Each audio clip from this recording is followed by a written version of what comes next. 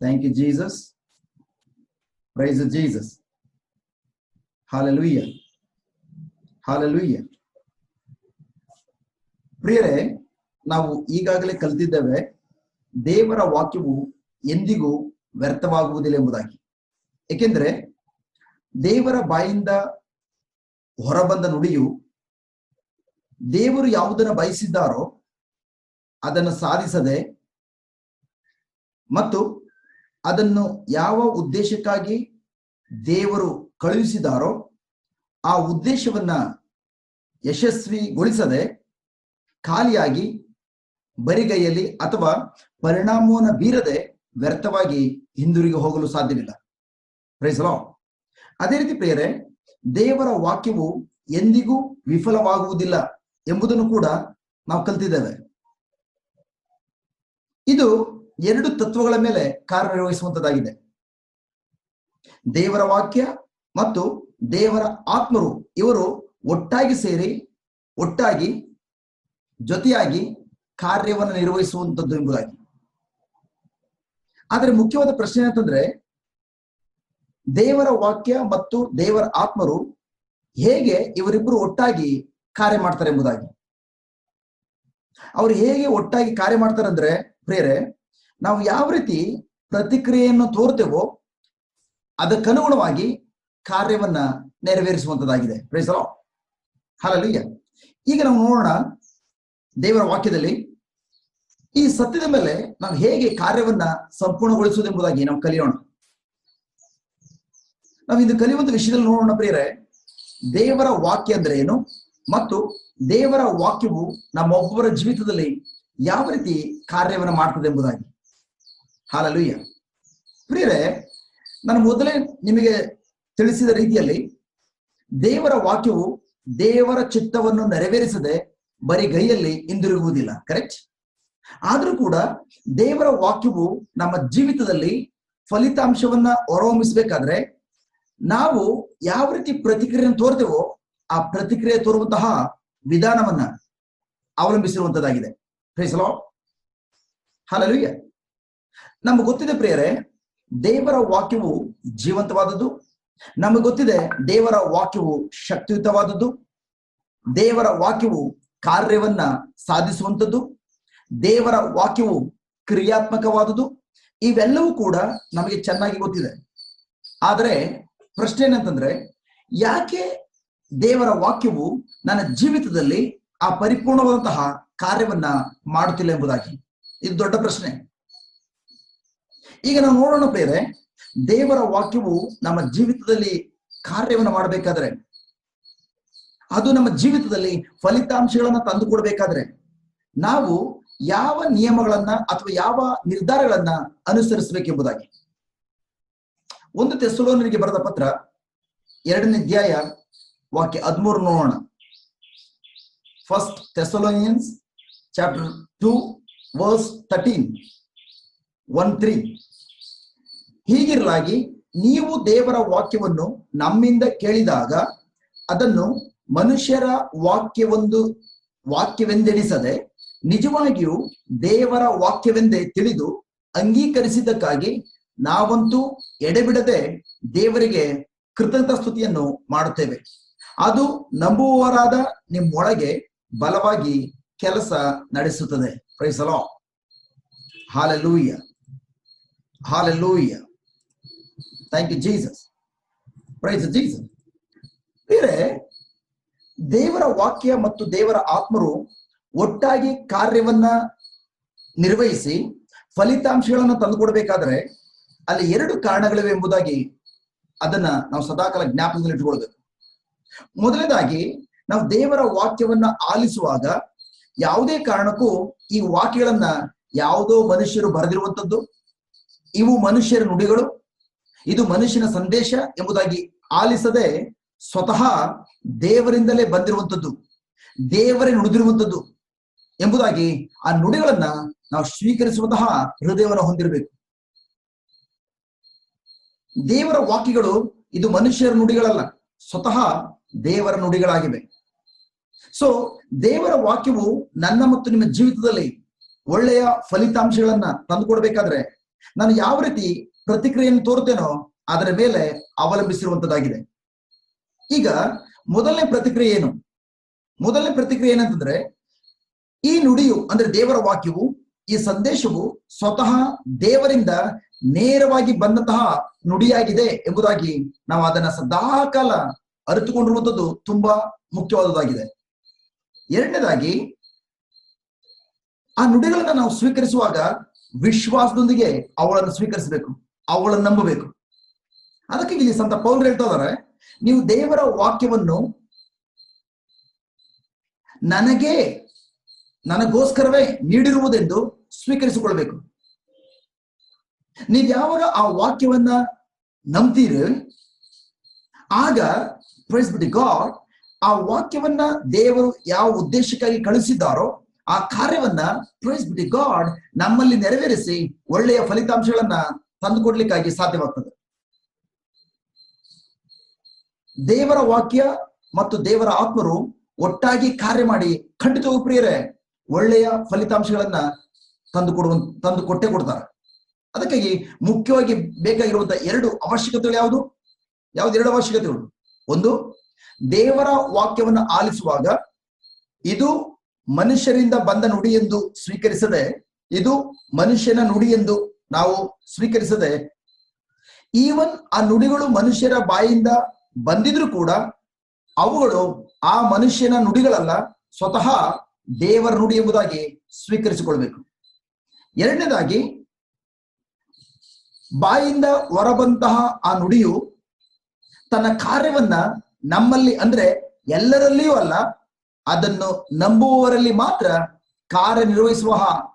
ಕಾರ್ಯನಿರ್ವಹಿಸುವಂತಹ ಸಾಮರ್ಥ್ಯವನ್ನ ಹೊಂದಿದೆ ಎಂಬುದಾಗಿ ಅವರು ನಂಬಬೇಕು. Hallelujah, hallelujah. ಪ್ರಿಯರೇ, ದೇವರ ವಾಕ್ಯವನ್ನ ನಾವು ಆಲಿಸ್ಕೊಳ್ಬಹುದು, ಬಟ್ ಆದ್ರೆ ಅದನ್ನು ನಂಬದೇ ಹೋದ್ರೆ ಖಂಡಿತವಾಗಿಯೂ ಆ ವಾಕ್ಯ ಯಾವ ಉದ್ದೇಶಕ್ಕಾಗಿ ದೇವರು ನುಡಿದಿದ್ದಾರೋ ಆ ಉದ್ದೇಶವನ್ನ ನಮ್ಮ ಜೀವನದಲ್ಲಿ ನೆರವೇರಿಸಿಕೊಡ್ಲಿಕ್ಕಾಗಿ ಸಾಧ್ಯವಾಗೋದಿಲ್ಲ.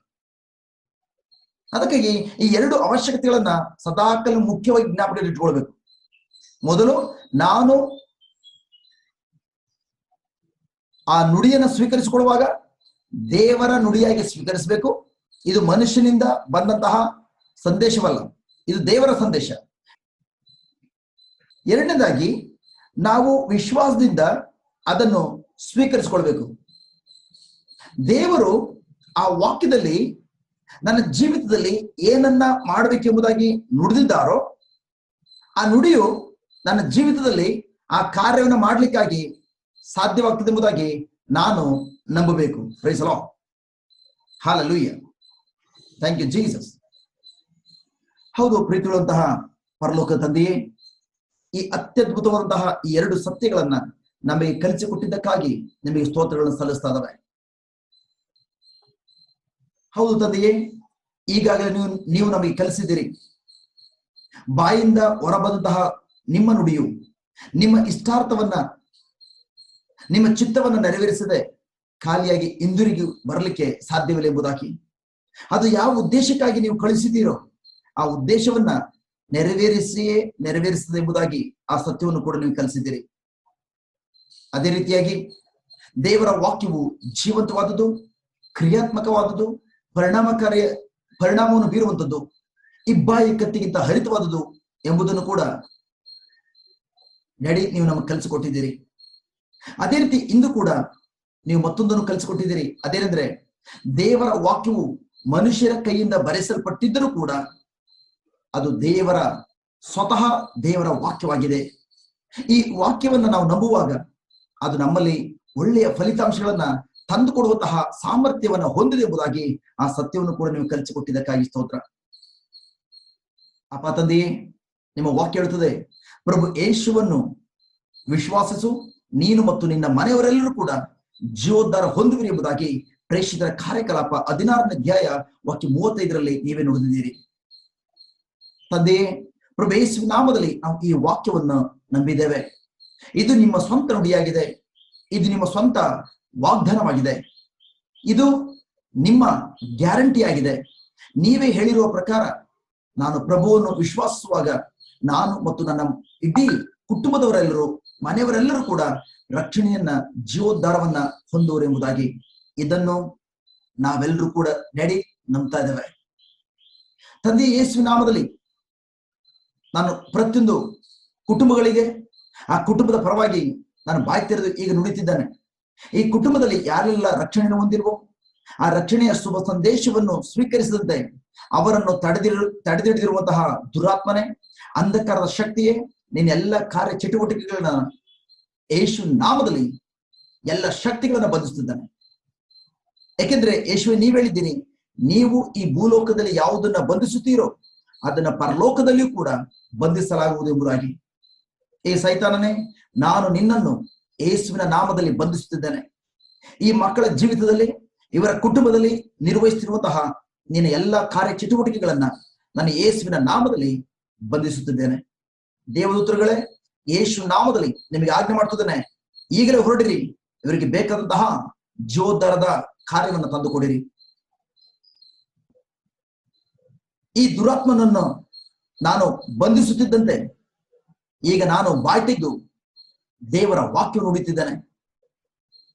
ಸರ್ವಶಕ್ತರಾಗಿರುವಂತಹ ಅಪ್ಪ ತಂದೆಯೇ, ಅಂದು ನೀವು ಹೇಳಿದ್ರಿ ಬೆಳಕಾಗಲಿ ಎಂಬುದಾಗಿ ನುಡಿದಾಗ ಅಲ್ಲಿ ಯಾವ ರೀತಿ ಬೆಳಕು ಉಂಟಾಯಿತೋ ಅದೇ ರೀತಿ ಇವರ ಜೀವಿತದಲ್ಲಿ, ಇವರ ಪ್ರೀತಿ ಪಾತ್ರರ ಜೀವಿತದಲ್ಲೂ ಕೂಡ ಯೇಸುವಿನ ನಾಮದಲ್ಲಿ ನಾನು ಡಿಕ್ಲೇರ್ ಮಾಡ್ತಿದ್ದೇನೆ, ಅವರ ಕುಟುಂಬಕ್ಕೂ ಅವರ ಕುಟುಂಬದವರ ಪ್ರತಿಯೊಬ್ಬರ ಜೀವನಕ್ಕೂ ನಾನು ಯೇಸುವಿನ ನಾಮದಲ್ಲಿ ನುಡಿತಾ ಇದ್ದಾನೆ, ಬೆಳಕಾಗಲಿ ಎಂಬುದಾಗಿ.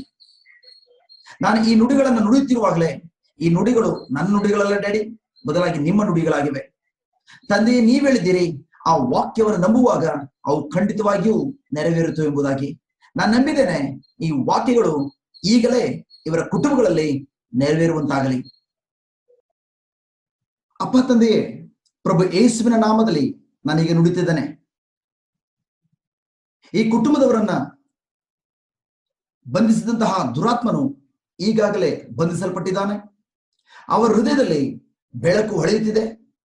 ಅವರ ಮೇಲಿದ್ದಂತಹ ಮಂಕಾದಂತಹ ಮುಸುಕನ್ನು ತೆಗೆದುಹಾಕಲಾಗಿದೆ.